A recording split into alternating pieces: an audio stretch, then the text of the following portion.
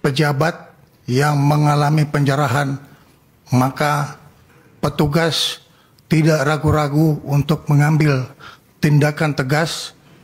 Presiden memberi penegasan agar supaya semua tindakan-tindakan pelanggaran yang bersifat kriminal, baik itu dalam bentuk perusakan benda, fasilitas umum, dan harta milik pribadi, supaya dilaksanakan satu penindakan yang tegas dan secara hukum.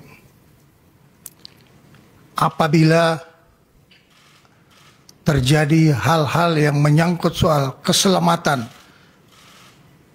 bagi pribadi maupun pemilik rumah pejabat yang mengalami penjarahan, maka petugas tidak ragu-ragu untuk mengambil tindakan tegas terhadap para pelaku kerusuhan dan penjara yang memasuki wilayah pribadi maupun wilayah institusi negara yang memang sudah dipastikan untuk selalu dalam keadaan aman.